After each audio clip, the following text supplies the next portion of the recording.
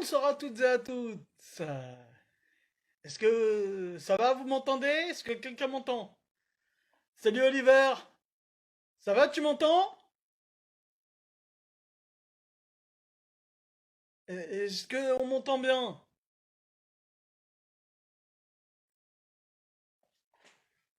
Alors, bienvenue dans Parler de l'instant, votre... Salut Maritza, bienvenue dans Parler de l'instant, votre talk du vendredi, le rendez-vous du vendredi où nous parlerons de... Enfin, où nous accueillons un invité d'un univers différent. Donc le live dans l'esprit du talk. Et aujourd'hui, nous accueillons l'autrice Tatiana Ramazzotti. Alors, bonsoir, merci d'avoir répondu à l'invitation. Bah, merci à toi de me l'avoir proposé, ça fait plaisir. Merci. Donc tu es la dernière invitée de l'année 2020. Nous finissons en littérature. En littérature. En beauté? Non, Ouais. non, je rigole, j'exagère. Alors, donc tu es auteur SF. C'est ça, oui. Donc tu as écrit Éphéméride astrale, Oui, qu'on peut trouver sur Wattpad, Plume d'argent inscribée. c'est bien ça. Les liens du calice qui sont également sur cette plateforme Mhm. et qui sont illustrés par Akras, Clem. À Casdro, oui, c'est Clémentine, Akras, Clems. bon d'accord, ok. Clémentine, J'aurais du Clems. mal à prononcer. Oui, Et il y a des musiques par Joxan de Jasmin. Joxan, oui, ça se dit Joxan. Joxan, d'accord, ok. Ensuite, tu as écrit In Tenebris Mhm. sur Plume d'argent et Wattpad. C'est bien ça. Et du ciel en collaboration avec Joxan de Jasmin et Mhm. Illustration Moon, C'est ça. qui sont sur les plateformes Disponible. disponibles sur Plume d'argent et Wattpad. C'est bien ça, oui. Et tu es aussi chargé de communication. C'est ça. C'est mon activité depuis, alors officiellement depuis octobre, puisque j'ai D'accord. j'ai galéré à me faire immatriculer. Euh, Ah, les joies de l'administration française. Franchement, j'ai commencé en juillet, ça a fait le ping-pong entre l'URSSAF et le guichet entreprise pendant plusieurs semaines. Après, ils ont clôturé mon dossier parce qu'ils se sont dit pourquoi pas. Et j'ai dû recommencer toute la procédure. Et pareil, ça a fait le ping-pong pendant c'est pendant 2 mois. Et j'ai réussi à me faire immatriculer au bout D'accord. de l'administration française. Un, un grand plaisir, un grand plaisir. Les joies de l'administration, c'est génial. Alors, première question, quel a été le déclic Le déclic pour. de te lancer dans la littérature parce que ouais, on reviendra plus tard parce que pour le moment, tes histoires sont que sur les plateformes, c'est bien ça? C'est bien ça, oui. Ok, Me d'accord. lancer dans l'écriture. Je crois que j'ai commencé. Il y a eu la vague Harry Potter parce que j'ai grandi avec Harry Potter, donc une imagination très fertile, beaucoup, beaucoup trop d'imagination. Et j'ai commencé en fait bêtement avec des fanfictions qui sont franchement pas. Voilà, hein, on va les oublier très très rapidement. J'ai Faut bien écrit débuter. pendant. Ouais, ouais, il faut débuter. Mais là, c'est vraiment, je les ai supprimés parce que même pour rigoler, ça se lit pas. Et j'ai arrêté d'écrire pendant quelques temps, je sais même pas pourquoi d'ailleurs. Et j'ai repris l'écriture en 2017 après avoir joué à Mass Effect, euh, qui est un jeu qui m'a beaucoup remué. Et, euh, et la fin m'a beaucoup secouée aussi. Et je me suis dit non, je peux pas dire au revoir à des personnages qui m'ont suivi pendant plus de 100 heures de jeu. Et, euh, et j'ai repris l'écriture. Et après, il y a eu un autre déclic où je me suis dit, la fanfiction, c'est bien, mais je suis quand même pas mal limitée, je peux pas faire ce que je veux. Donc, Exact. quasiment dans la foulée, j'ai créé mon univers, donc l'univers d'Éphéméride Astrale. Et la fanfiction m'a aidé à éprouver un petit peu le scénario, qui est voilà, compliqué. Voilà. Mais ça a été. Je pense que je peux dire que j'ai eu deux déclics. Celui quand j'étais toute jeune, donc je devais avoir 12 13 ans. avec Harry Potter et le deuxième déclic avec Mass Effect. Donc, je suis avant tout D'accord. auteur de fanfiction et ça, je veux vraiment pas qu'on l'oublie parce que la fanfiction, elle a tendance à être décriée et c'est un genre comme un autre. C'est un exercice qui est aussi compliqué que les autres. Et voilà. Donc, je suis à la base auteur de fanfiction et après, je me suis spécialisée dans la SF. Enfin, D'accord. l'imaginaire plutôt, hein, parce que je ne L'imaginaire, fais ouais. pas que de la SF. Ouais, ouais. D'accord. Eh ben, alors, petite question subsidiaire par rapport, parce que c'est une question qui peut intéresser les apprentis auteurs comme les auteurs Mhm. confirmés. Est-ce que tu songes à publier en brocher tes histoires? Et si oui, est-ce que ça sera en auto-édition ou dans une maison d'édition traditionnelle? Alors, j'aussi, j'aimerais me faire publier, comme beaucoup d'auteurs en fait, mais je ne sais pas trop encore si ça va être de l'auto-édition pure et dure ou si je vais tenter l'aventure avec l'édition classique. Euh, pour Éphéméride Astrale, j'aimerais vraiment pouvoir garder le contrôle absolu sur tout ce que j'ai fait, puisqu'il y a beaucoup d'illustrations, que ce soit en termes de dessin ou en termes de musique. Et puis c'est mon bébé vraiment, c'est vraiment un projet qui me tient à cœur, qui est énorme. Et quand je dis qu'il est énorme, c'est quand même deux trilogies. On sait très bien que dans des maisons d'édition, deux trilogies, ça risque de pas trop passer, enfin, surtout pour une jeune auteure. Donc je pense pour Éphéméride Astrale, vraiment l'auto-édition. Et pour le reste, peut-être l'édition classique, puisque ça sera plutôt ou des duologies ou des romans uniques en fait. Donc, euh, donc bah, faire comme notre amie Maritza qui est dans le chat, être une auteure hybride. Ça, ouais, D'accord, ok. c'est plutôt ce que j'envisagerais. Pas pour le moment, mais c'est dans mes Mhm. projets. D'accord, très bien. Alors, tu vas pouvoir répondre à cette question que je me pose assez souvent d'ailleurs. Quels sont les ingrédients d'une bonne SF? Mais enfin, en plus dans l'imagination. Qu'est-ce qui fait une bonne histoire dans l'univers de l'imaginaire? Alors, qu'est-ce qui fait une bonne histoire dans l'univers dans l'imaginaire? Ah, ça pourrait faire l'objet de plein enfin, d'articles ou même de mémoires, je pense. Je sais pas. Pour le cas de la science-fiction, je pense que ça dépend le genre de SF qu'on veut faire.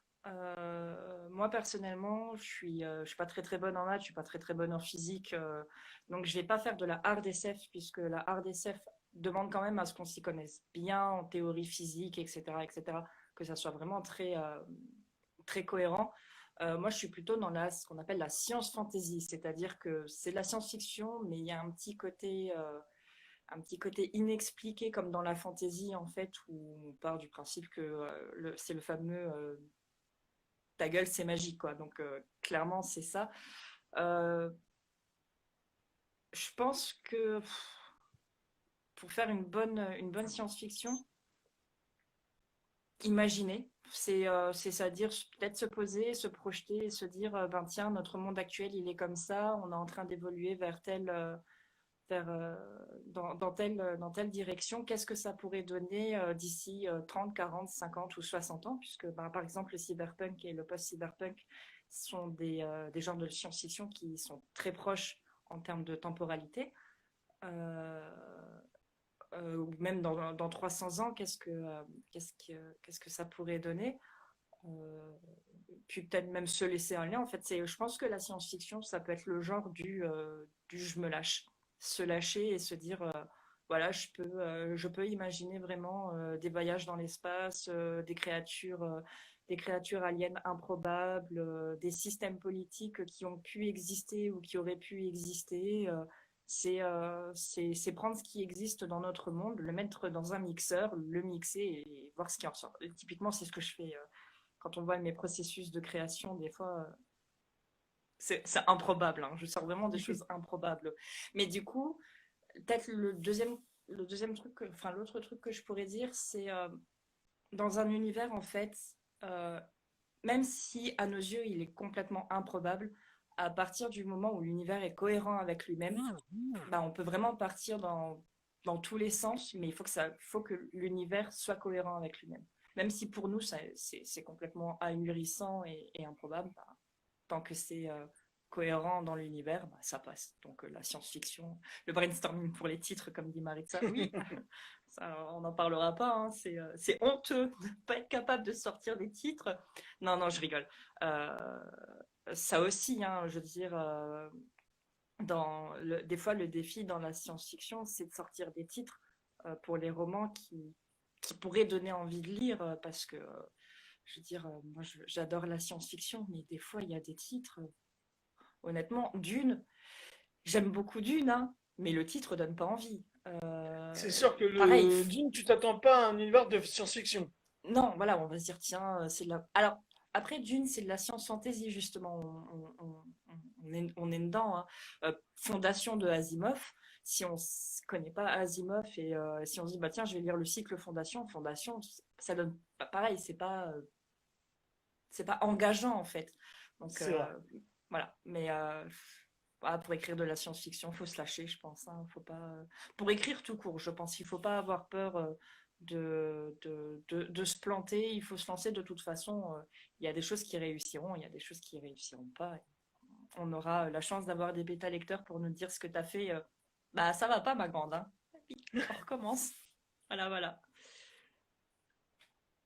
Tout ce que j'ai à dire, je crois. Je suis très gênée, c'est ma première interview, donc du coup, Non, je mais suis t'inquiète trop... pas, ça va bien se passer, rassure-toi. Il n'y a pas... Il y a Oliver qui me demande si je connais Ben... non, je connais pas du tout Ben Bova. Je connais pas. Mais je veux bien que tu m'en parles et que tu m'envoies un message privé pour m'en dire plus. Voilà. Bah voilà, c'est noté. Parce qu'il me semble que Oliver m'en avait parlé, si j'ai bonne mémoire, il m'en avait parlé lors de son interview. Il m'a dit que c'est un de ses auteurs favoris.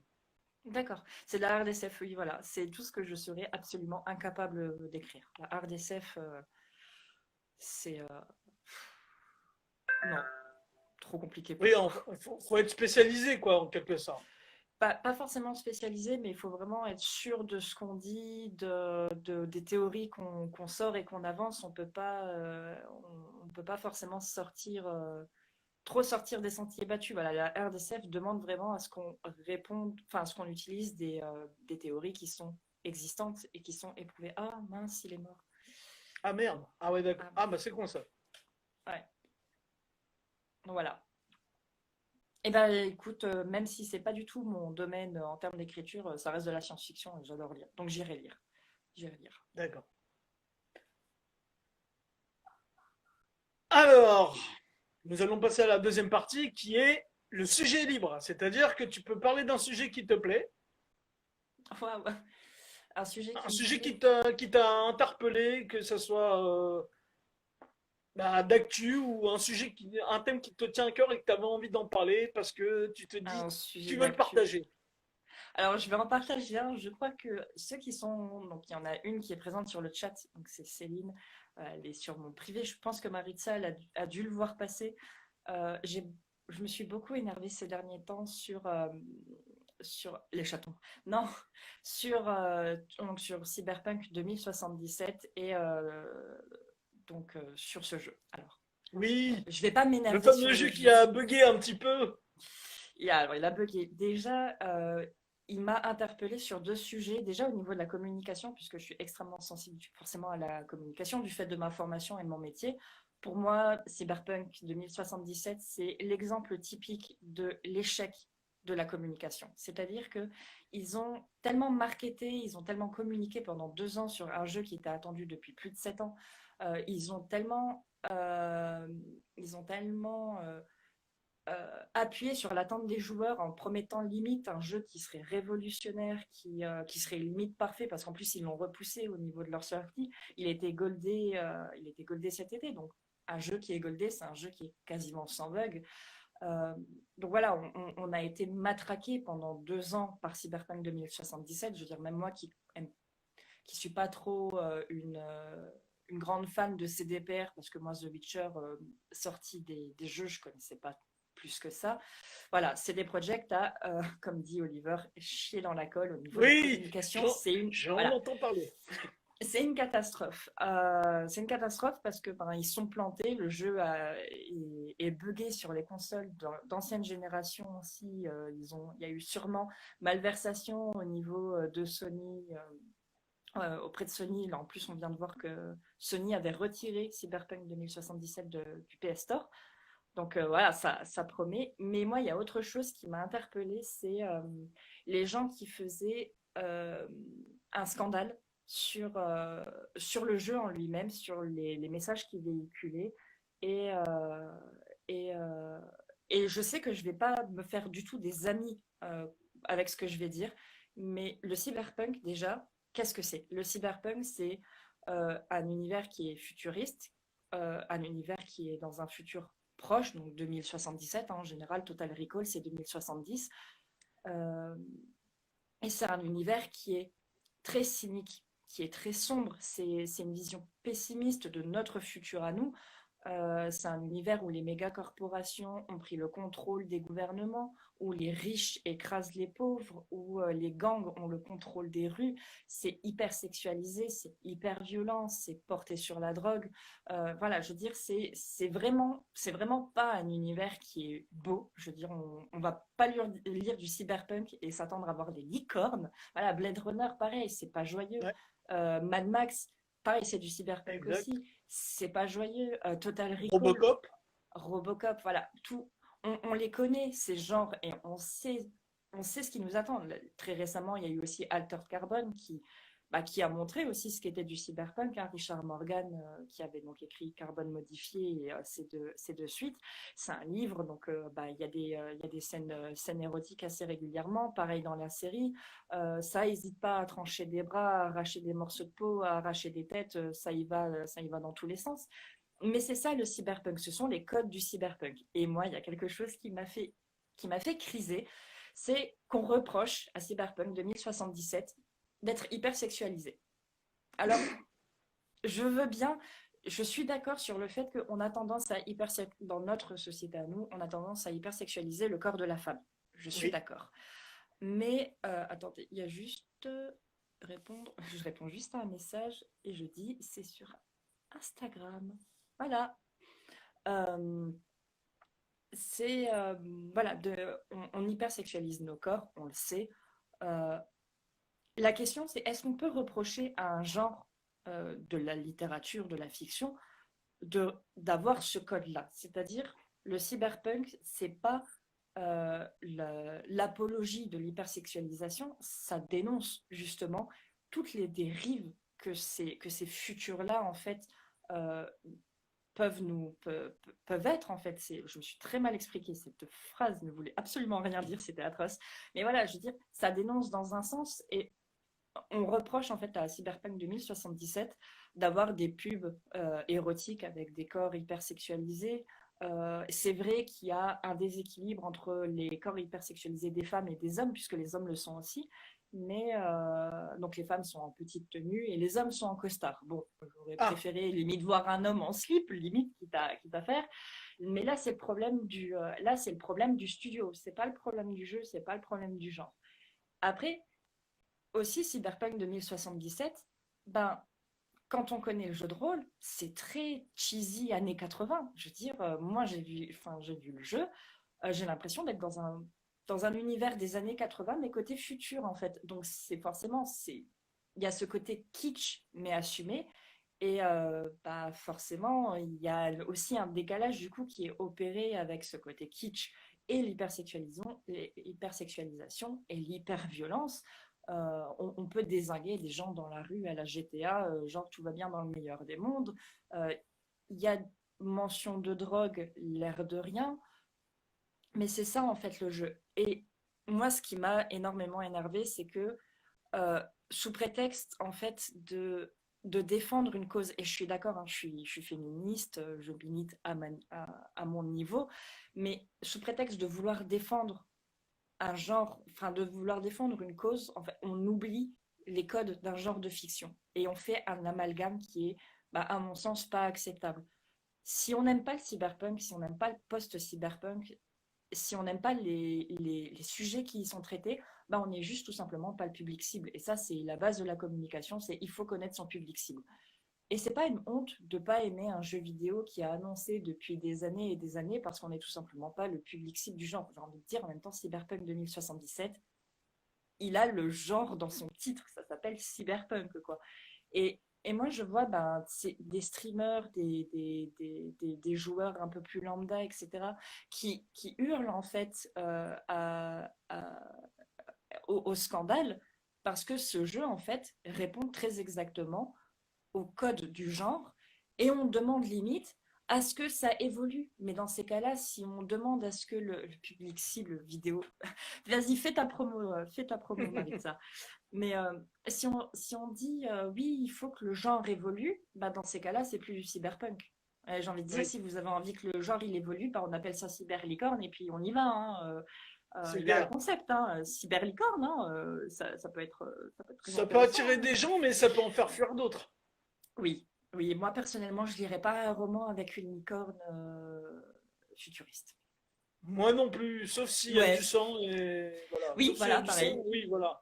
Voilà, voilà. Mais voilà, je veux dire, ça, c'est vraiment ce qui m'a beaucoup énervé et ce qui me touche énormément parce que voilà, je suis auteur de science-fiction, éphéméride astrale, donc c'est du cyberpunk aussi. C'est beaucoup plus, c'est assez dilué, mais dans les thématiques qui sont abordées, ça reste du cyberpunk, donc forcément, ça me touche aussi.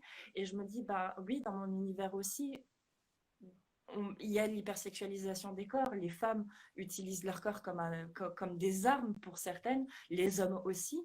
Et j'ai envie de dire, bah, c'est comme ça, c'est l'univers qui le demande, et puis bah, tant pis. Mais c'est pas pour autant que je suis une victime du patriarcat et que je suis incapable de la moindre réflexion. Et, euh, et ouais, c'est vraiment le sujet qui en ce moment me touche énormément. Et je pense que, il va y avoir une petite série d'articles pour remettre les points sur les i parce que c'est agaçant en fait. C'est agaçant parce que les gens ont des billets de confirmation et ils n'arrivent pas à en sortir. Et ok pour militer, mais au bout d'un moment, il faut aussi connecter deux neurones. Quoi. Je vais vraiment me faire détester avec ce passage, mais Non, c'est mais pas grave. t'inquiète pas, Voilà. on est là pour dénoncer.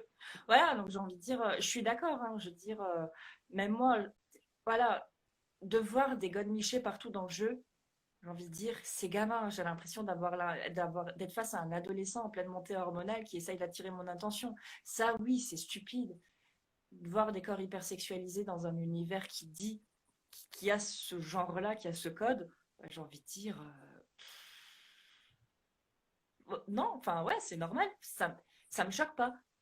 Par contre, si admettons c'était, je sais pas moi, c'était un jeu qui serait une romance du type Twilight en jeu vidéo et on aurait une hypersexualisation des corps, là pareil, là par contre je me dirais, attendez, il y a un problème. On parle d'une biclite. Une biclite, c'est quand même pas ça. Une biclite, c'est une romance entre un vampire et une humaine ou entre un loup-garou et une humaine ou l'inverse.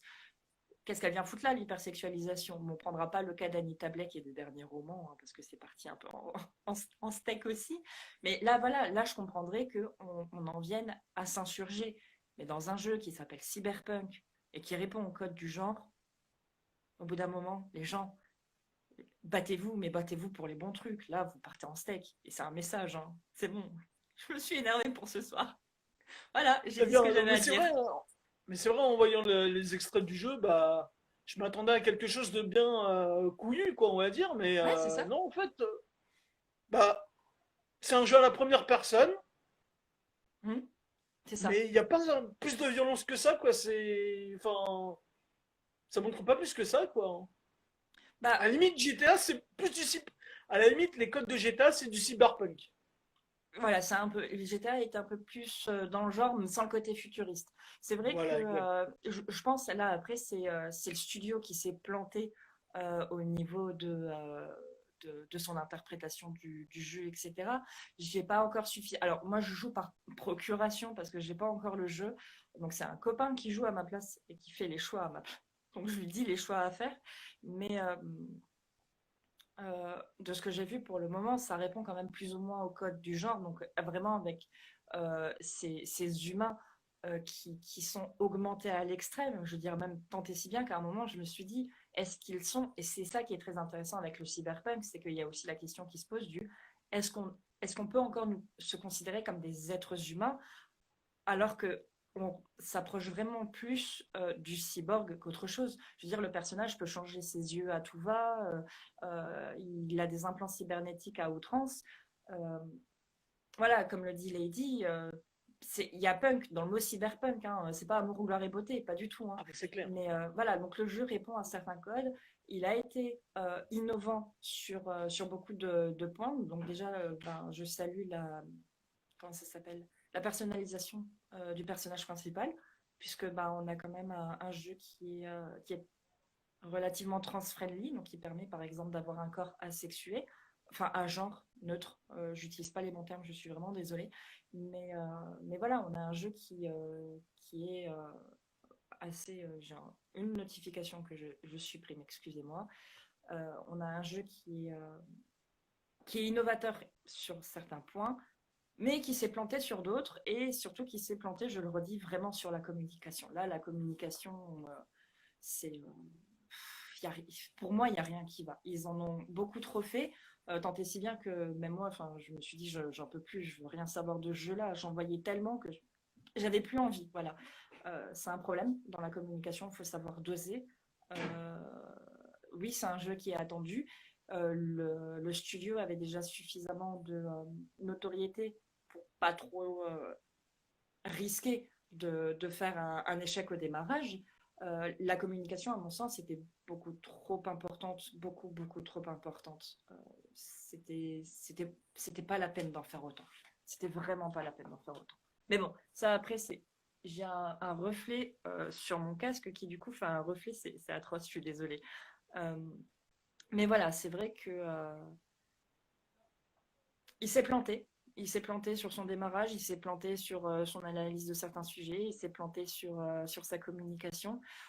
C'est pas un mauvais jeu pour autant, j'irai pas dire que c'est un mauvais jeu. C'est un bon jeu, mais c'est pas un jeu qui révolutionne. C'est pas un jeu qui va changer le genre, qui va changer le gameplay, qui va changer la vie des gens. Euh, il fait un peu trop parler de lui. Bon, bah, on verra ce que le studio va faire par la suite. Mais Pour le là, pour le moment, c'est moment, vrai qu'il fait parler de lui, mais beaucoup en défaut, hein. ah bah ils sont passés en communication de crise et là pour en sortir, les communications de crise c'est euh, c'est compliqué. Hein. Je sais que moi j'ai des clients, donc je fais essentiellement du coup je dérive un petit peu, je suis désolée, je fais essentiellement de la communication digitale puisque pour les créateurs indépendants, ben, la plupart de la promotion se passe sur les réseaux sociaux, donc essentiellement digital. Et on le sait tous, la communauté littéraire a tendance des fois à partir un peu en steak. Donc du coup, je sais que j'ai tendance à prévenir mes clients en disant attention, voilà, il y a un potentiel de crise. Donc je nous fais rentrer dans ce que j'appelle moi une communication de crise, c'est-à-dire il faut passer en sous-marin et esquiver les sujets potentiellement problématiques pour éviter justement qu'il y ait un retour de flamme en fait, puisque ça, le retour de flamme en communication, bah, quand on s'investit sur un sujet, ben, et qu'on a un retour de flamme, pour le gérer derrière, c'est, c'est épuisant. Vraiment, une communication de crise, c'est vraiment épuisant. Et là, donc, je sais que quand on a des périodes donc, où on passe en communication de crise, ça dure quoi 4-5 jours, donc ça va. C'est pas si épuisant que ça. Là, le studio, il est passé pour 2-3 mois, 4 mois de communication de crise. Facile, facile. Et il va falloir redorer son blason. Et redorer son blason quand on s'est planté, bah, c'est compliqué. Hein. Ah, ben ça, j'avoue. Ils ont fait un Electronic bad Arts, buzz. oui, bah, Electronic Arts et BioWare avec Mass Effect Andromeda, on en a eu un des exemples aussi. Hein. Là aussi, ça s'était planté, s'était planté un petit peu. Mais bon, ça c'est un autre sujet. Et, je vais pas rentrer dans le débat parce que sinon l'interview elle va pas durer 45 minutes, mais elle va durer 3h30. Je suis désolée. J'en profite pour saluer au passage tous ceux qui nous ont rejoints. Oui, Donc, il y a Sam, Biro, j'ai vu plein de gens qui Joxan. sont venus. Donc, bon, Joxan aussi, ton binôme, donc, Eh oui, mon et qui binôme, fait les musiques aussi. c'est ça. Très très bonne Alors, je musique d'ailleurs. vais en profiter pour parler de une autre question avant qu'on pense à la partie 3. La partie Mhm. que j'adore, l'une des parties que j'adore, c'est comment ça se passe quand tu as la co-création à plusieurs mains. À quatre mains, Alors, par exemple, comment ça se passe? l'écriture à quatre mains, ça dépend vraiment de l'auteur avec qui je suis. Donc j'ai pour In Tenebris, donc je suis aussi en quatre mains en fait avec Onir Inao. Euh, donc là, c'est un peu différent en fait, puisqu'on est pour le moment dans une phase de roleplay, c'est-à-dire que on fait un RP. C'est Onir qui a créé le scénario, et moi en fait, je retranscris ce qu'on a fait en RP. Euh, j'ai créé la plupart des personnages, elle a créé les autres. Pour Physalis, qui a un autre projet qui est en quatre mains, qui est prévu avec Ophelia Yeti, euh, elle a créé l'univers à nouveau, on a l'impression que j'ai rien fait.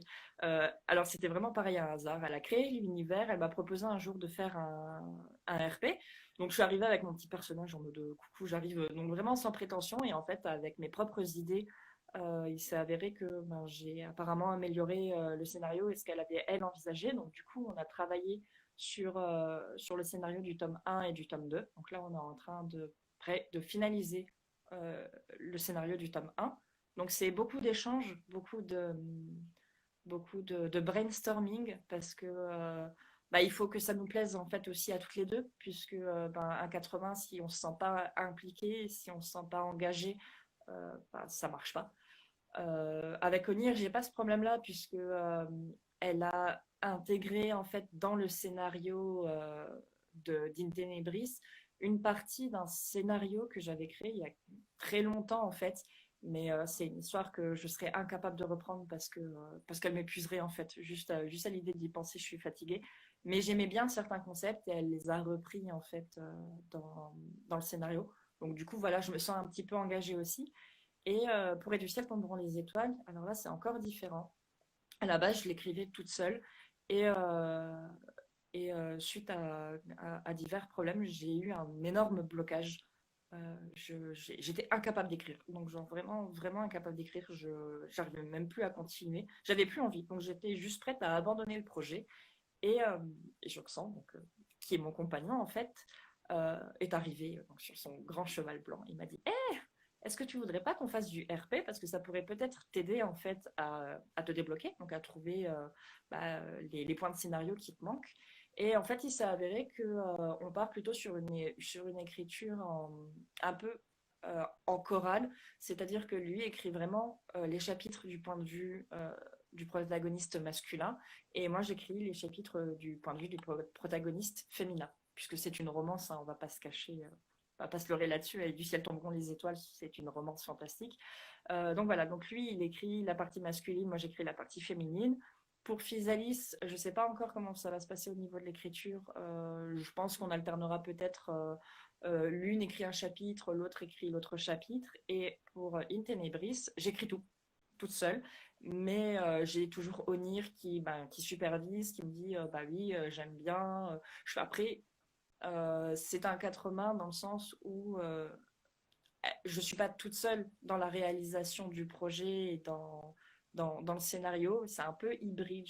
Enfin, c'est un peu bizarre comme quatre mains, mais j'aime bien l'exercice parce que ça donne en fait plutôt l'effet de euh, comment ça s'appelle? Alors on disait c'est le N-word qu'on utilisait à l'époque. Je vais pas l'utiliser parce que Ah sinon on va se... oui! Ah oui! Voilà, Ah oui! Ah oui! voilà, le Écrivain fameux. fantôme! L'écrivain fantôme, voilà, ça fait un peu écrivain fantôme en fait, c'est-à-dire Onir qui a les idées, qui a le scénario, et en fait moi qui écris, sauf que là on sera toutes les deux sur la couverture, donc il y aura pas je ne disparaîtrai pas au profit d'Onir, mais ça donne vraiment cet effet d'écrivain fantôme en fait où ben j'écris, mais c'est elle en fait qui crée quasiment toute l'histoire. Je dis bien quasiment puisque ben on n'oublie pas que le principe d'un roleplay, c'est que il y a peut-être un scénario, mais on est soumis au jet de dés. Et un dé, s'il n'a pas envie d'aller dans notre sens, eh ben, on va dans le sens du dé, quoi. Donc on peut très bien avoir une grande surprise et se retrouver avec une terrible menace dans une ténébris, parce que je connais le scénario, mais je ne dirai rien pour les rares lecteurs qui sont présents sur cette histoire. Mais voilà, le 80, je dirais qu'il n'y a pas vraiment il y a pas vraiment de, de règles précises à suivre. Il faut trouver juste la personne avec qui on a envie d'écrire, une personne en qui on a confiance, parce que bah, c'est quand même, on va parler de ses envies, de ce qu'on aime, de ce qu'on n'aime pas, de ce qu'on attend dans l'écriture. Donc, on laisse quand même la personne rentrer un peu dans notre intimité. Donc, il faut avoir confiance en cette personne. Et bah, il faut aussi avoir des points communs et des points d'intérêt communs avec la personne parce que, je veux dire, moi j'adore la SF, mais je vais absolument pas, je m'accorderai peut-être absolument pas avec une auteure qui écrit de la jeunesse pure et dure. Ça collerait pas. Je veux dire, elle me dirait, oui, j'écris de la jeunesse contemporaine et moi je suis dans la SF. Voilà, on a des points d'intérêt qui sont divergents, donc l'écriture, c'est difficile. Je dis juste, salut Maritza, merci d'être Salut passée. Maritza, merci d'avoir participé au chat. Oui, et donc voilà, donc l'exercice est très intéressant et il est multiple parce que bon, on est tous différents, donc on a tous des manières différentes d'aborder le 80. Et la preuve, j'ai 3 manières différentes d'aborder le 80 parce que ben, j'ai 3 co-auteurs qui sont aussi différents l'un que l'autre. Voilà, D'accord. tout simplement. Eh bien, très bien. Alors, maintenant, nous allons passer à la partie 3, qui est le questionnaire. Bon, le Oh, questionnaire à thème. Et comme tu es autrice, ce sera le questionnaire écriture. Tu es ah, prête? je suis prête. Qui est ton écrivain favori? Richard Morgan, l'auteur de bah, Carbone modifié, justement. Voilà. D'accord. Le roman que tu aurais aimé écrire.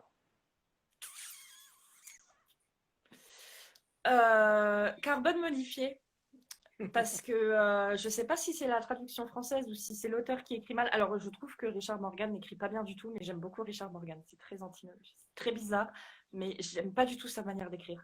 Je ne sais pas si c'est la traduction française qui a foiré, mais j'aurais adoré pouvoir écrire Carbone modifié, parce qu'il y a des personnages, à mon sens, qui auraient dû mourir, ils devraient mourir, et j'aurais adoré les faire mourir. Vraiment, genre vraiment. Donc, Carbone modifié, vraiment. Si tu étais une citation. Oh. Alors, j'ai... Je crois que j'ai bugué l'espace d'un instant. J'ai plus la citation exacte en tête. C'est pas vraiment la citation d'un auteur, mais c'est une personne qui m'a dit, et c'est une citation que je vais réutiliser d'ailleurs, c'est j'aime débattre avec des gens qui ne sont pas de mon opinion, mais je n'aime pas débattre avec des gens qui ne me laissent pas la porte ouverte, qui sont face à un mur et qui aiment crier par-dessus de surcroît. Voilà. C'est la définition même du débat. J'ai kiffé, j'ai adoré. Et Surtout qu'on manque de débat en plus de nos jours. c'est ça, exactement. Donc, débattre avec des gens avec qui on n'est pas d'accord, c'est génial. Mais débattre avec des gens qui sont face à un mur et qui crient par-dessus, bah, ça sert à rien en fait. Donc, voilà, la citation. Je suis D'accord. nulle en citation.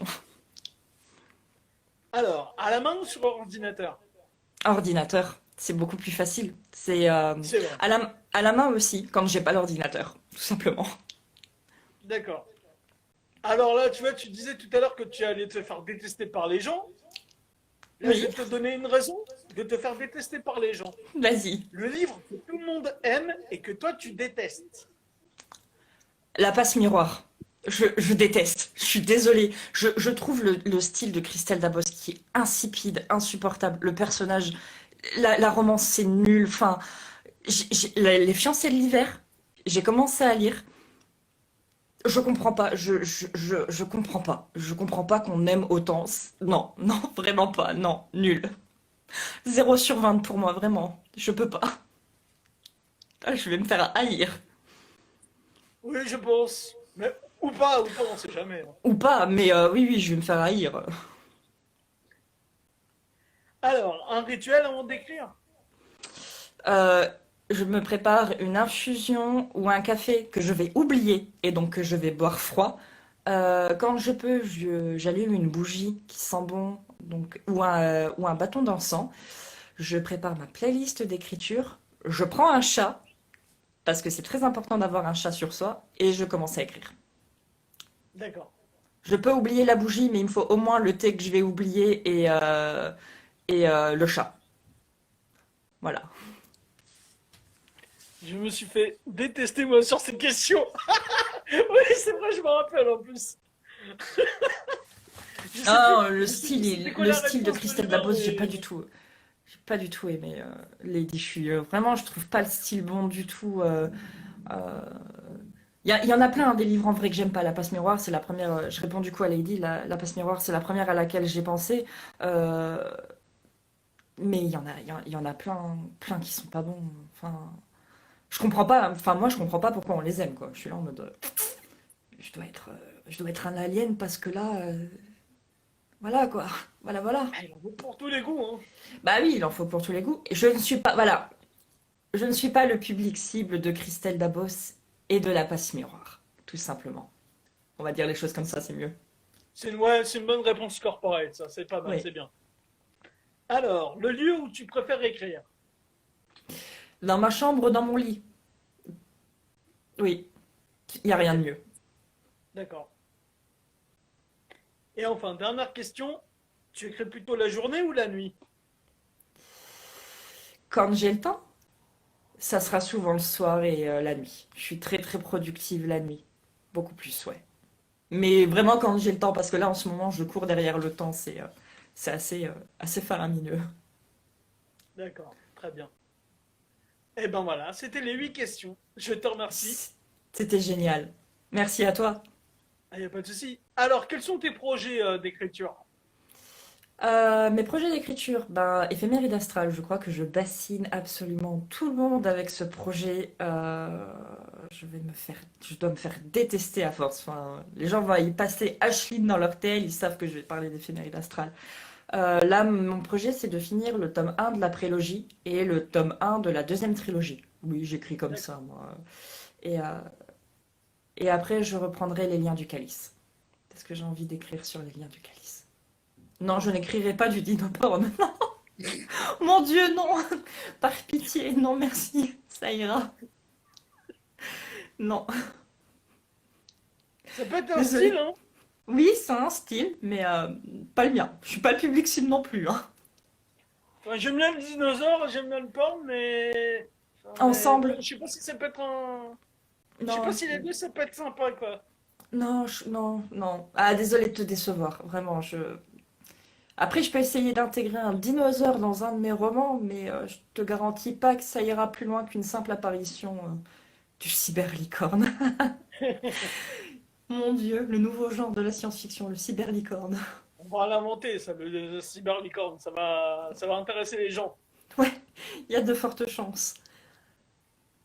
Donc voilà, c'est éphéméride astral. Je pense que les prochaines années, ça va être concentré exclusivement là-dessus et les autres projets, ça va être les projets un peu détente quand j'en aurai marre de voir toujours la même chose. Parce que c'est vrai que bah, dans éphéméride astral, j'aborde des thèmes qui sont pas forcément très,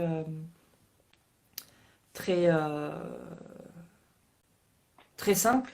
Je parle du trouble dissociatif de l'identité, je parle du syndrome du stress post-traumatique, donc de la dépression, de l'anxiété, les crises d'angoisse, forcément la violence pendant la guerre, puisque bah, une guerre, c'est pas beau, hein, la guerre. Euh, donc voilà, il y a plein de sujets que j'aborde qui sont... Après, il y a des sujets plus positifs, hein, l'acceptation de soi, la résilience, l'amour, que ça soit l'amour fraternel, l'amour, l'amitié, hein, puisque quand on aime quelqu'un en amitié, c'est un amour qui est très fort aussi, et l'amour avec un grand A. Euh, mais il y a quand même beaucoup plus de sujets assez durs. Et puis, bah, toujours la grande question du jusqu'à quel point on peut être considéré comme un être humain.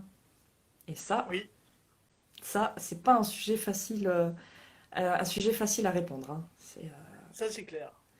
Mais voilà. Donc, j'ai plein de projets, éphéméride astral en tête, et le reste, c'est pour la guerre. C'est ouais, Rambo, enfin, mes C'est pas personnages sa sont guerre. pas, c'était pas sa guerre. Ouais, moi, mes personnages non plus, c'est pas leur guerre hein, en règle générale, mais en même temps, ils ont un level de chance qui est plutôt dans le négatif. Donc voilà. Après, c'est l'auteur qui est un peu sadique aussi. J'avoue que je suis pas très sympa avec eux. Mais bon, c'est pas grave. Mais c'est vrai que dans un sens, en bon, on se demande jusqu'où est l'humain quand on voit comment... Bon, quand... Mm. Bon, je connais Ouais, plus le film ouais, que le livre, mais comment on voit qu'il devient limite bestial, on Ouais. retourne aux instincts primaires, bah on se dit Les l'humanité, anciens elle, primaires, et puis l'humanité est perdue. c'est ça, on a par exemple même la question de la place de l'intelligence artificielle. On a énormément d'œuvres de fiction qui en ont parlé, hein. Detroit Become Human, on a eu iRobot, il y a eu la question de la place de l'intelligence artificielle. Mass Effect aussi en a parlé, hein. Euh, Est-ce qu'on peut considérer qu'une intelligence artificielle est vivante en quelque sorte à partir du moment où elle dit éprouver des émotions, des sentiments? Il y en a plein qui disent non. Moi, je suis là en mode, mais nous, qu'est-ce qui fait que nous, on a le droit de se dire qu'on est vivant et qu'on est des êtres humains, et etc. Et pourquoi on s'arrogerait le droit de dire que oui, nous, oui, mais les autres, non? Mm. C'est vrai. Voilà, donc, mais c'est des questions, c'est des questions qui sont sujets à débat, et j'aime beaucoup ce genre de questions. Et la science-fiction et le cyberpunk, notamment, hein, on y revient. Chappie, Bien, oui, bon cyberpunk. ouais, le bon cyberpunk. Et Chappie est un très bon film, d'ailleurs, C'est à ce vrai, sujet. c'est vrai, Ouais, exact. ouais, ouais. Oui, je m'en Chappie est rappelle un plus, je l'ai excellent vu film. une fois. Ouais, ouais. Et est un excellent film à ce sujet. Ça a vraiment été, bah écoute, quand on avait été le voir au cinéma, et ça a été vraiment, j'ai adoré la façon dont ils ont traité la question et la réponse qui a été donnée en fait, qui a été donnée.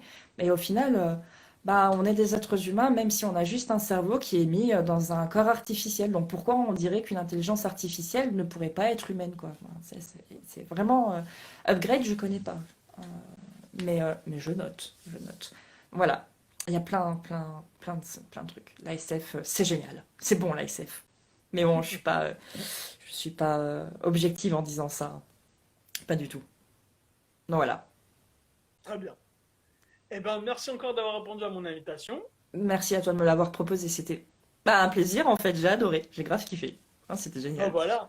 Toi qui te sentais pas à l'aise, ben voilà, maintenant là, c'est. Je suis quand même un peu pas très à l'aise, hein, mais bon, on se dit que ça va aller. Ça va le faire. Voilà, ça va aller. Généralement, quand on passe chez moi, ça se passe bien. D'accord. Bah ouais, je vois ça. C'était fun. Non, vraiment, c'était fun. Et puis bah, j'essayerai de suivre les prochaines à l'avenir, hein, vraiment. Je connaissais pas Mais du pas de tout le souci. concept. Et là, maintenant, pas de problème. Je vais répondre présente pour être présente dans le chat et dire plein de bêtises. Enfin, oui, Ben, avec dire plein de joie. bêtises. Voilà. Merci encore, hein, vraiment, ça m'a fait super plaisir. Eh ben, c'est moi. Voilà, j'ai encore une notification. Voilà, c'est bon. Du coup, on va se quitter là, je pense. Oui, je Je sais pense, même pas oui. du tout. Oui, voilà. On va arrêter par me remercier. Puis je dis bonne soirée à tout le monde. Et puis à bientôt sur les réseaux, en fait. Prenez soin de vous. Passez de bonnes fêtes de Noël. Ne buvez pas trop. C'est pas bien de boire. Et à la prochaine.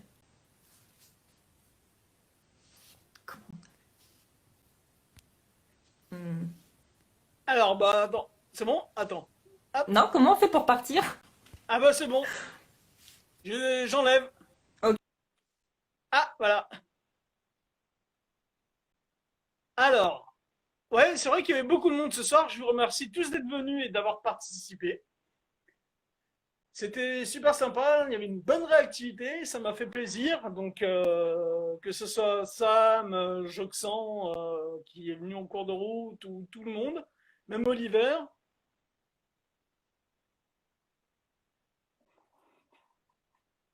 Donc, on avait d'interactions ce soir, c'était génial. Alors, bah, je vous remercie à tous et à toutes d'avoir participé pour cette dernière de l'année 2020. En vous souhaitant de bonnes fêtes de Noël et fêtes de fin d'année. On se retrouve en 2021, ouais, avec un nouvel invité ou une nouvelle invitée. Je ne sais pas encore qui, mais on verra bien. Bonne soirée, Samy. Merci, Sam. Bonne soirée à toi aussi. Alors, passez une bonne soirée, hein, et un bon début de week-end. Et puis, à la prochaine. Ciao, ciao.